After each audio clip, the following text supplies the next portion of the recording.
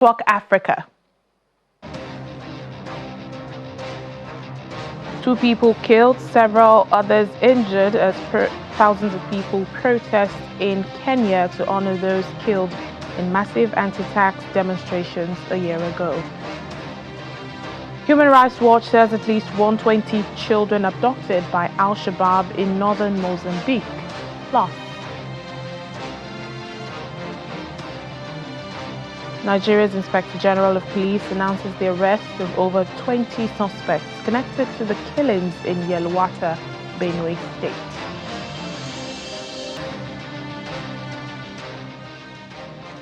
Hello and welcome to the program today. I'm Layo Olarindi. We begin the program in Kenya, where police and thousands of protesters have been engaged in running battles since morning in the capital Nairobi and other cities across the country.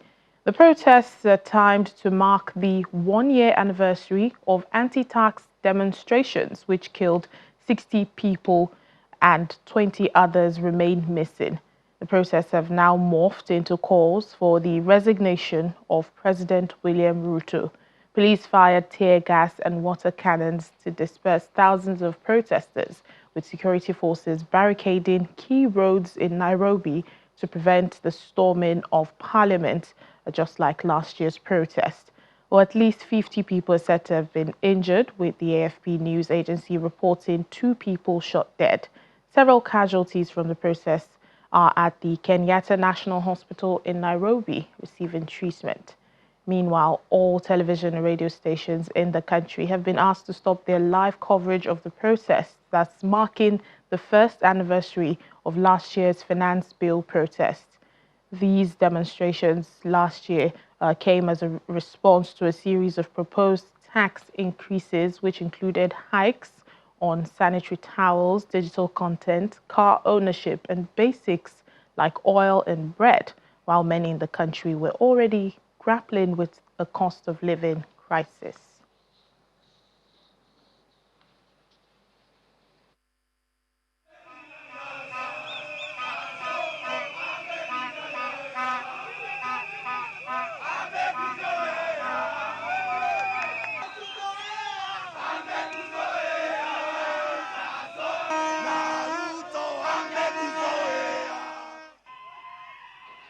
Or responding to the protests, President William Ruto is appealing to those on the streets not to threaten peace and stability, even as the audacious demonstrators push towards his official residence in Nairobi.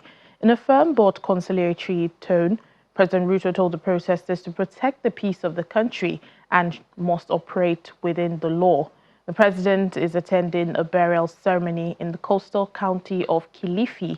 His absence from the capital during a day of nationwide protests is notable, even as the young protesters threaten to storm his official residence and they are demanding his resignation. Oh, let's get more on all that's happening in Nairobi today. Joining us now is Cyrus Sombati, a Kenyan journalist in Nairobi. Hello, Cyrus. Thank you for speaking to us on the program.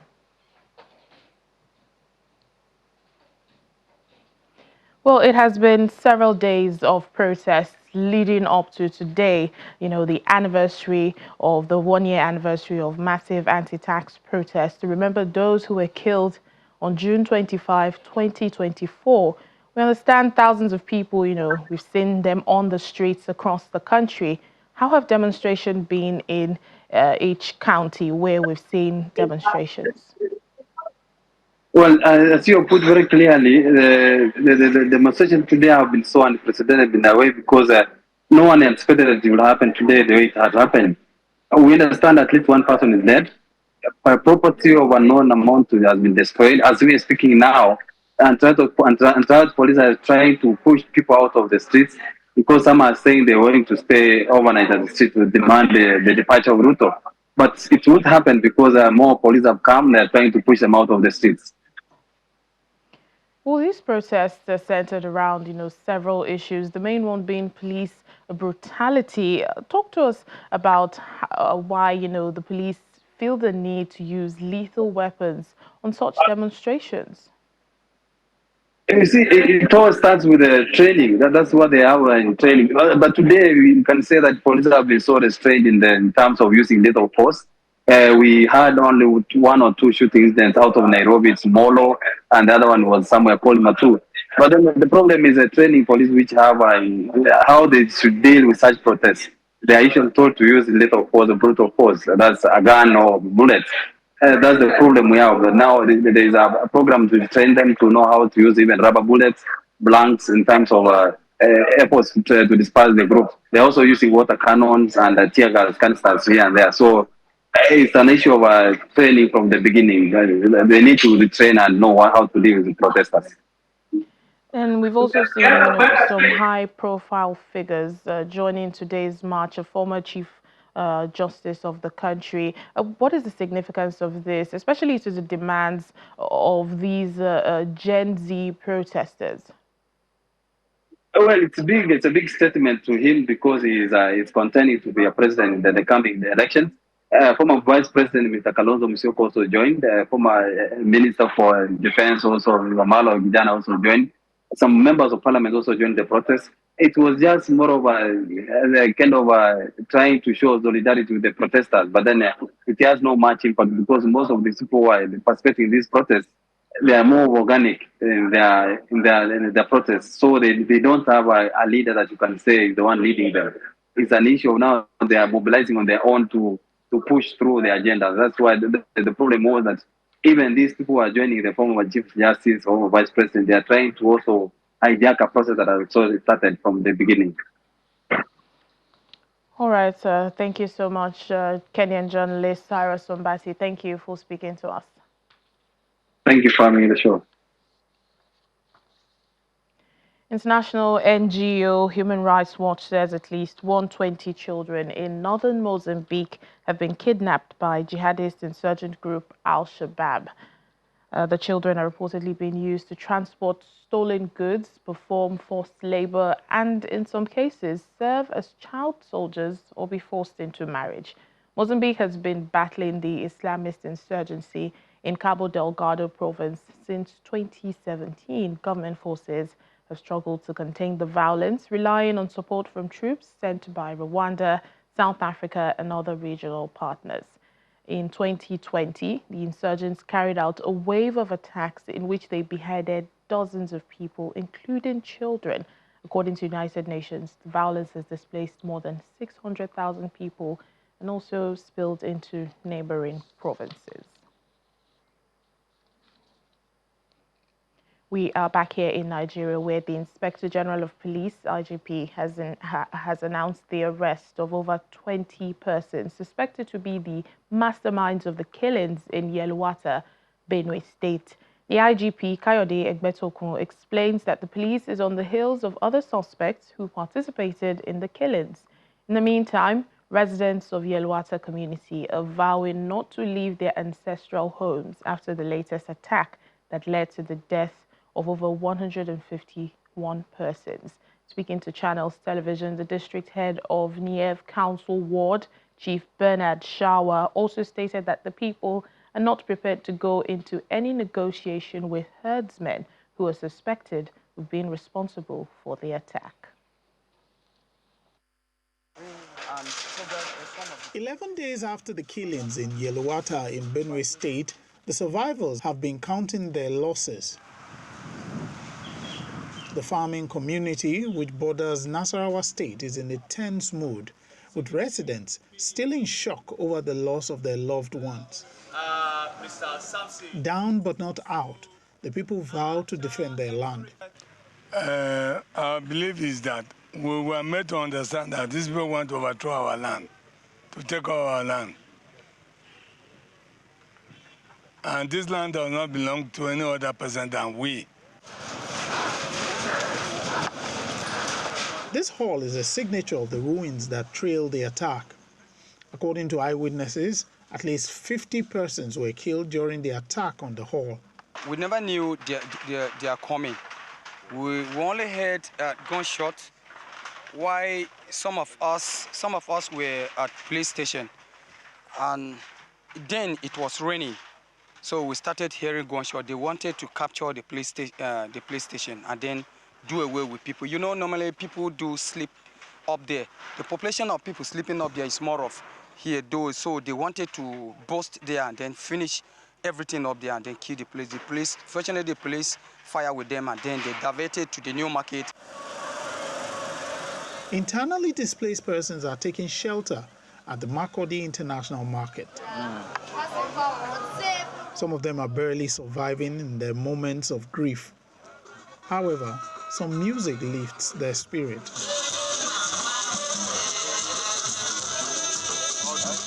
It is because of the crisis that make me to be here.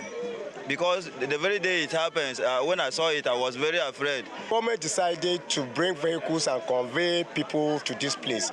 That's what gives birth to this camp. The state government is making effort to bring succor to the people. On daily basis, SEMA and spirited individuals who have been coming in donating food, materials, and even clothing, we have been sharing to them on daily basis. The IDP, some of them wants to go back. We are also making provision on that because they say there is this camp there, the security provided security for them. Some of them, their houses were not destroyed. This attack has left the people with scars, with some of them still battling with the trauma. It's one thing to know that there's insecurity, it's another thing to be a direct victim. And then for some of them, they have still not come out of it. They are still in a daze. They are in a state of shock. We really want to go back to our farms because food insecurity is becoming a national crisis. And Benue State is a major contributor to food security in Nigeria.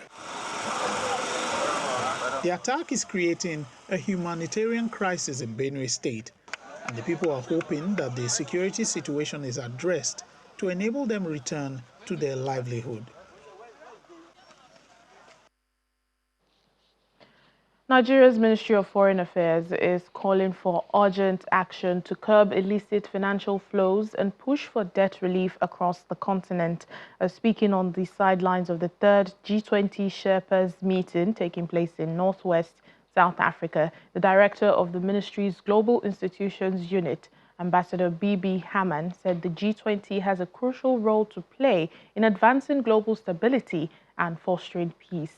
The meeting is holding under the theme Solidarity, Equality and Sustainability, and comes at a time of heightened geopolitical tensions and rising protectionism worldwide.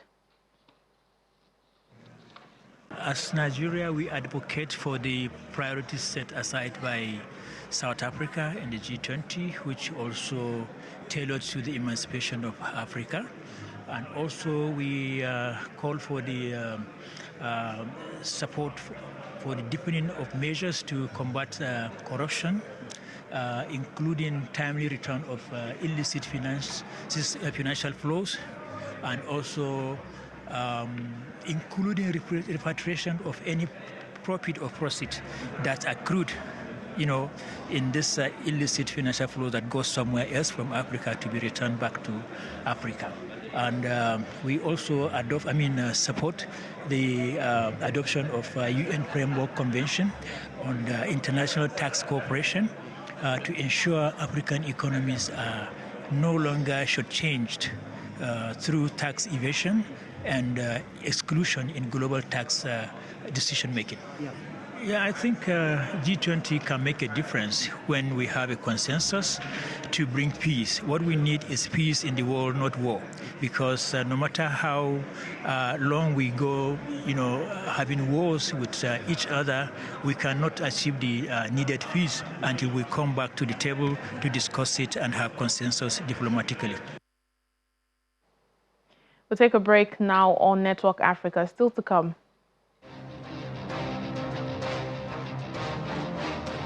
Court in South Africa stops plan to bury former Zambian President Edgar Lungu in South Africa, even as the private ceremony was about to begin. Please stay with us for more.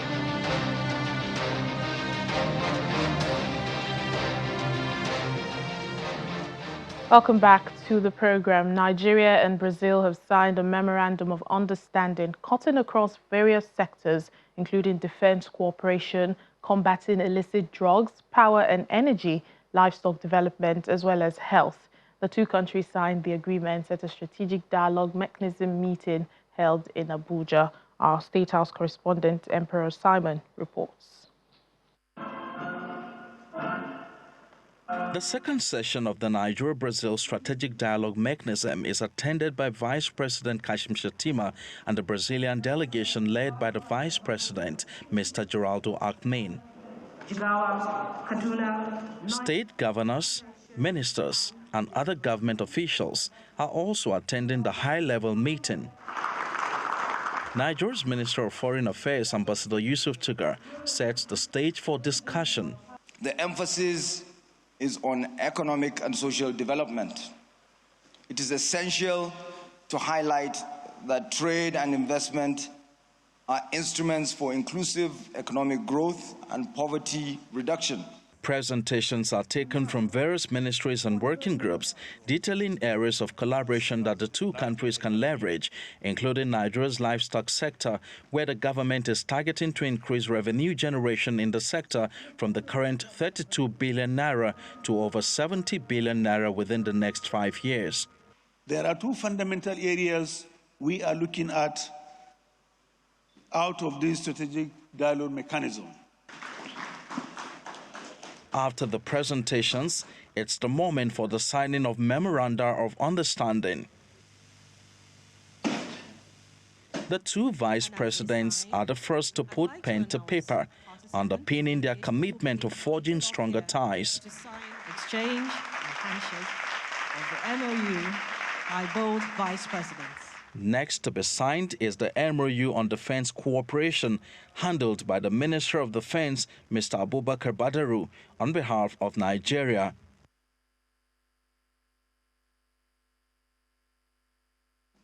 Here we go, the symbolic exchange of the MOU and handshake, of course. Other MOU are on power, agriculture and food security, as well as livestock development. Art, culture, tourism, and creative economy signs two MOU on audiovisual cooperation and tourism cooperation, while the National Drug Law Enforcement Agency signed an MOU on combating illicit substances. In their separate remarks, Vice President Kashim Shettima and his Brazilian counterpart, Mr. Geraldo Alckmin, emphasized the need for commitment to the agreement signed. Ladies and gentlemen, dear friends, Brazil and Nigeria, we share similar challenges and, more importantly, common aspirations: economic sustainable development with social justice, the appreciation of cultural diversity, and the promotion of a more just, inclusive, and representative international order. A valorização da diversidade cultural. This visit comes at a moment of real transformation in Nigeria. Under the able leadership of President Bola Ahmed Tinubu GCFR, we are engaged in a national effort, a national rebirth to reset and reposition our economy. With difficult but necessary reforms, Nigeria is once again becoming a place where investment makes sense. With the Brazilian entourage. The agreement signed between Nigeria and Brazil today have further strengthened their bilateral ties as they both look forward to benefiting from these agreements in days to come. From the banquet hall of the State House, Emperor Simon, Channels Television News. Well, let's take it back to one of our leading stories for today, the protests in Kenya. Let's bring in now Kenyan political analyst Andrew Njoroge for a broader perspective on this. Thank you for speaking to us on the program. Thank you for having me. Well, on June 25, 2024, youth-led protests escalated into massive unrest, including the storming of parliament, and we saw, unfortunately, 60 deaths. Well, despite limited government concessions then, one could say the public distrust still remains strong 1 year after, especially in light of today's chaos that we've seen across the country, isn't it? Thank you for that question.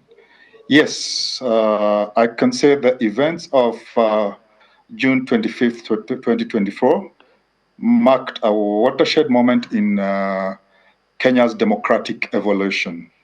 While the government's limited concessions, such as suspending some finance-related bills, were a short-term gesture, they did not address the deeper crisis of trust between the citizens and the state.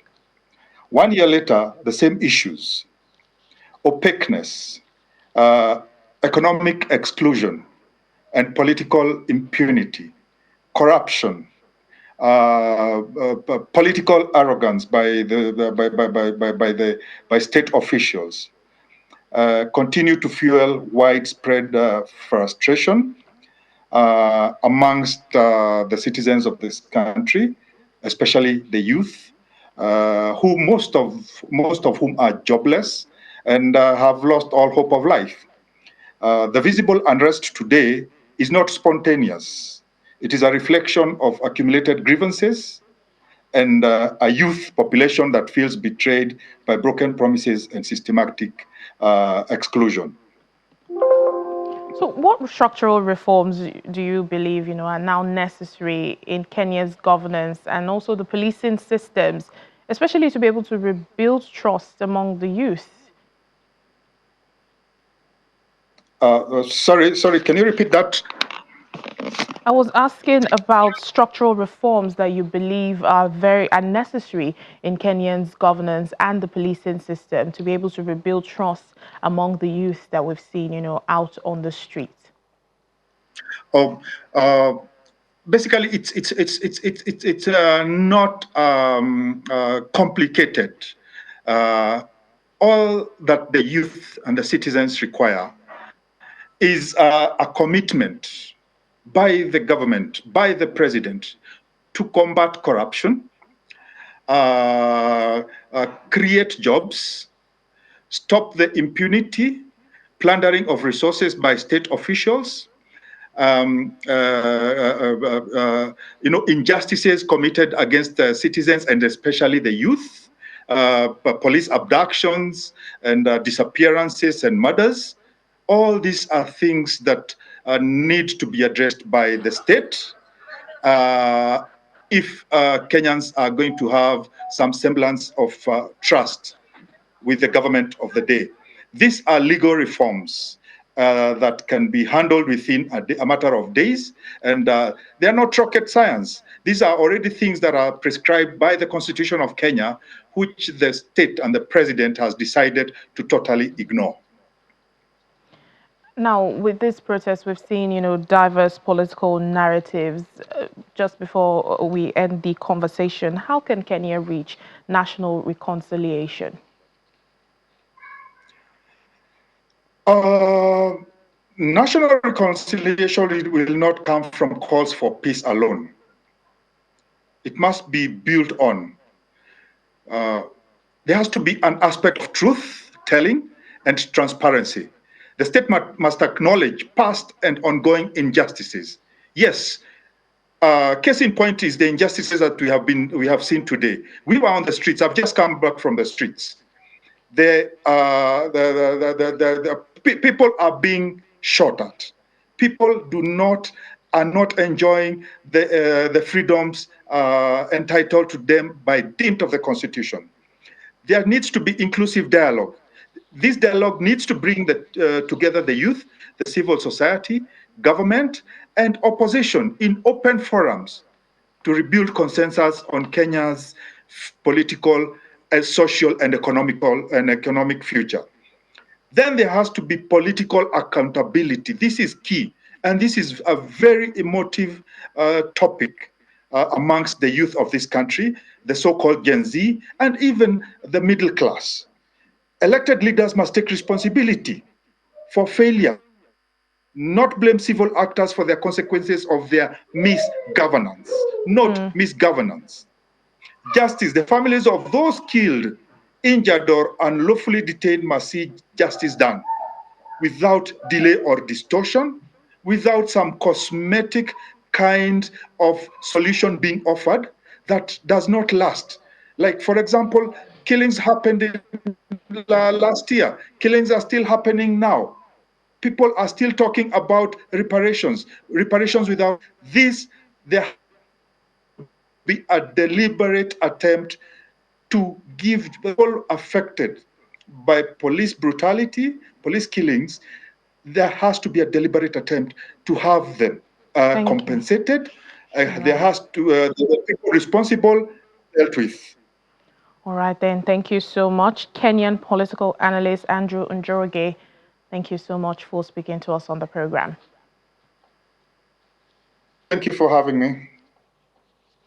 And as we end Network Africa, an update now on the dispute between the Zambian government and family of late President Edgar Lungu over funeral plans for the head of state. The government filed an urgent case in the Pretoria High Court seeking to stop the burial that was planned by his family. And just as the ceremony was due to start, the court stopped the private event in South Africa. Now, this is the latest twist in a row between the government and the Lungu family over his burial, after the family opted for a private ceremony in South Africa rather than a full state funeral back home. This also follows a long-standing feud between the late Lungu and his successor, President Hakainde Hichilema, with Lungu's family saying he had indicated that Mr. Hichilema should not attend his funeral. Well, following the 68-year-old's death in South Africa, the family wanted to be in charge of arrangements for the funeral, including the repatriation of his body, but the Zambian authorities sought to take control. Well, the Pretoria High Court is now giving Zambia until the 4th of July to submit amended notice of motion in support of Mr. Lungu's repatriation to Zambia. And the Lungu family has until the 11th to file their opposing papers.